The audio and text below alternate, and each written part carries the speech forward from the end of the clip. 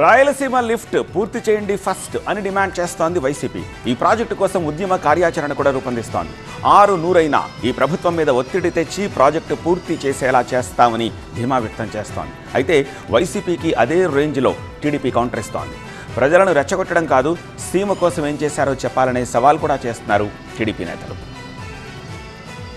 Rayalaseema lift సాధన కోసం YCP ఆధ్వర్యంలో round table సమావేశం జరిగింది. పార్టీ రాష్ట్ర కోఆర్డినేటర్ సజ్జల రామకృష్ణారెడ్డి సహా రాయలసీమ వైసీపీ ముఖ్య నేతలంతా ఈ కార్యక్రమంలో పాల్గొన్నారు. రాయలసీమ ఎత్తిపోతల పథకం అనేది కేవలం ఒక జిల్లా సమస్య కాదన్నారు వైసీపీ ముఖ్య నేత సజ్జల రామకృష్ణారెడ్డి. రాయలసీమకు చంద్రబాబు అన్యాయం చేస్తున్నారన్నారు. వైఎస్ఆర్ జలయజ్ఞానికి కొనసాగింపుగా రాయలసీమ ఎత్తిపోతల పథకాన్ని జగన్ చేపట్టారన్నారు. చంద్రబాబు రాయలసీమ ఎత్తిపోతలను పూర్తి చేసి క్రెడిట్ తీసుకున్న అభ్యంతరం లేదన్నారు. రోజు 3 టీఎంసీలు తీసుకోవడానికి వీలుగా అక్కడ ఏర్పాటు చేసిన గత ప్రభుత్వం ఏర్పాటు చేసిన దాన్ని చంద్రబాబు నాయుడు నా రిక్వెస్ట్ మేరకు ఆపాడని ఎలాంటి ఇది లేకుండా దాపరికం లేకుండా ఆయన చెప్పాడు. దాని మీద అయినా స్పందన లేదు. అప్పుడు వైఎస్ఆర్ ఇప్పుడు జగన్ తప్పితే రాయలసీమకు చంద్రబాబు చేసిందేమీ లేదన్నారు మాజీ మంత్రి పెద్దిరెడ్డి రామచంద్రారెడ్డి. చంద్రబాబు స్వార్థ ప్రయోజనాల కోసం నీళ్లను తాకట్టు పెట్టారని ఆరోపించారు మాజీ మంత్రి కాకాణి గోవర్ధన్ రెడ్డి.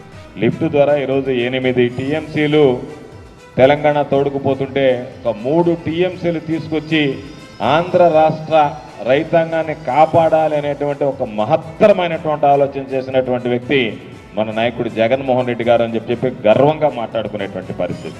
వైసీపీ విమర్శలకు అధికార టీడీపీ కౌంటర్ ఇస్తోంది.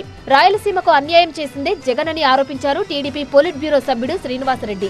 ఇప్పుడు రాయలసీమ లిఫ్ట్ పేరుతో ప్రజలను రెచ్చగొట్టే ప్రయత్నం చేస్తున్నారంటూ ఫైర్ అయ్యారు.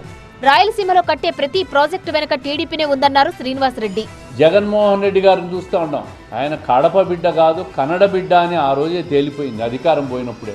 అధికారంలో ఉన్నప్పుడు దోచుకున్న డబ్బు, దాచుకున్న పెట్టుబడులు ఇవన్నీ కర్ణాటకలో పెట్టేదానికి పోతాడు. మరి ఆ ప్రాంతంలో పరిమితమైన వ్యక్తి ఆ ప్రాంతంలో కడుతున్న ప్రాజెక్టులు ఆపేదానికి బొమ్మనండి. ఇవి చెయ్యకుండా ప్రజలను రెచ్చగొట్టే ప్రయత్నం చేస్తూ ఉంటారు. మళ్లీ వారం 10 రోజుల్లో సమావేశం నిర్వహించి మున్ముందు చేయాల్సిన కార్యాచరణ నిర్ణయిస్తామంటోంది వైసీపీ.